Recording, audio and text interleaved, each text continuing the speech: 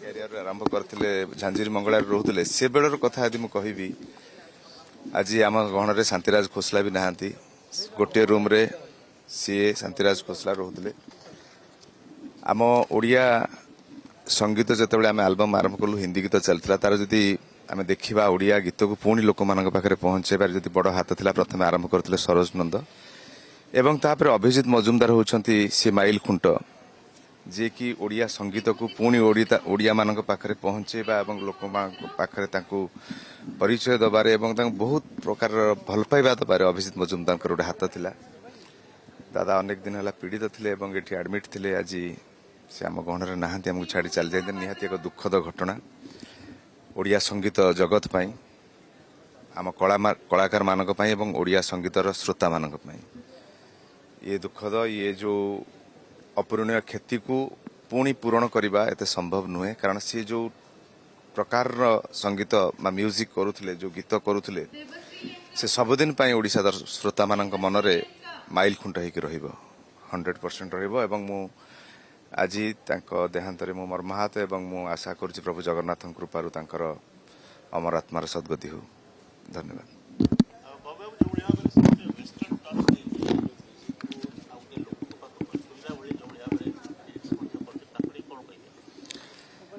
ମୁଁ ଗୋଟେ ଜିନିଷ କହିବି ଅଭିଜିତ ମଜୁମଦାର ହେଉଛନ୍ତି ଜଣେ ଅଦ୍ୱିତୀୟ ସଙ୍ଗୀତ ନିର୍ଦ୍ଦେଶକ ତାଙ୍କର ଶୈଳୀ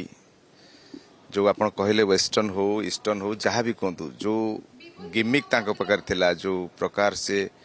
ମ୍ୟାସଅପ୍ କରାଉଥିଲେ ସଙ୍ଗୀତକୁ ଏବଂ ଲୋକମାନଙ୍କୁ କେମିତି ସଙ୍ଗୀତ ଦରକାର ତାଙ୍କ ମନକୁ କେମିତି ଛୁଇଁବ ଯୁବପିଢ଼ିମାନଙ୍କୁ ଏବଂ ପୌଢ଼ମାନଙ୍କୁ ସବୁ ବର୍ଗର ଗୀତ ସେ ତିଆରି କରିଛନ୍ତି ଆଉ ସବୁ ସିନେମା ଖାଲି ଓଡ଼ିଶାରେ ନୁହଁ ଓଡ଼ିଶା ବାହାରେ ମଧ୍ୟ ସେ ବହୁତ ପରିଚିତ ଥିଲେ ଏବଂ ତାଙ୍କ ସଙ୍ଗୀତକୁ ଲୋକମାନେ ଭଲ ପାଇବା ଦେଇଛନ୍ତି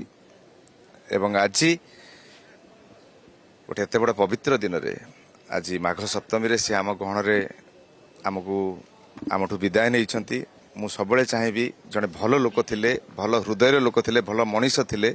ଖାଲି ଗୋଟେ ଭଲ ସଙ୍ଗୀତ ନିର୍ଦ୍ଦେଶକ ନୁହଁ ଏତେ ମେଳାପି ଥିଲେ ଯେ ତାଙ୍କ ପାଖରେ ବସିଲେ ସମୟ ଜଣାପଡ଼େନି ତାଙ୍କ କ୍ୟାରିୟର ଷ୍ଟାର୍ଟିଂରୁ ମୁଁ ଆଜି ପର୍ଯ୍ୟନ୍ତ ଯେତିକି ଜିନିଷ ଦେଖିଛି କିଏ ଏବେ ଦେଖୁଛନ୍ତି କିନ୍ତୁ ତାଙ୍କ କ୍ୟାରିୟର ଷ୍ଟାର୍ଟିଂରୁ ମୁଁ ଦେଖିଛି ଯେତେବେଳେ ମୁଁ ଆଲବମ୍ ଆରମ୍ଭ କରିଥିଲି ସେତେବେଳଠୁ ଆଜି ପର୍ଯ୍ୟନ୍ତ ତାଙ୍କର ସ୍ୱଭାବରେ କେବେ ପରିବର୍ତ୍ତନ ଆସିନଥିଲା ସେ ଯାହା ଥିଲେ ଆଗରୁ ଏବେ ବି ସେ ପୁଳାଏ ବହୁତ ମାନେ ପପୁଲାର ହେଲା ପରେ ବି ସେ ତାଙ୍କର ସ୍ୱଭାବକୁ ସେଇଭଳି ମାର୍ଜିତ ରଖିଥିଲେ ଏବଂ ମୁଁ ଚାହୁଁଛି ଯେ ଇଏ ଯେଉଁ ଅପୂରଣୀୟ କ୍ଷତି ଇଏ ଯେଉଁ ସଙ୍ଗୀତ ଜଗତର ଯେଉଁ କ୍ଷତି ଇଏ ସବୁବେଳେ ଅଳ୍ପ ଦିନ ତଳେ ବି ହ୍ୟୁମାନ୍ ଛାଡ଼ିକି ଯାଇଥିଲେ ପୁଣି ଦାଦା ଚାଲିଗଲେ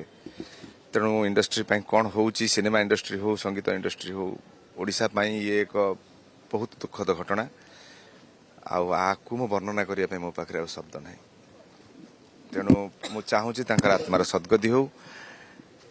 ଆଉ ଓଡ଼ିଶାର ଯେଉଁ ଶ୍ରୋତା ଯେଉଁ ଗୀତ ଶୁଣୁଥିଲେ ଅଭିଜିତ ମଜୁମଦାର ସବୁବେଳେ ତାଙ୍କ ପାଖରେ ଅମର ରହିବେ ଏବଂ ସବୁ ସମୟରେ ତାଙ୍କ ଗୀତ ସେଇଭଳିଆ ହୃଦୟ ସ୍ପର୍ଶୀ ହେବ ଏବଂ ତାଙ୍କ ଗୀତକୁ ସବୁବେଳେ ଲୋକ ଶୁଣିବେ ସେ ହେଉଛନ୍ତି ଏକ ଅଦ୍ୱିତୀୟ ନାୟକ।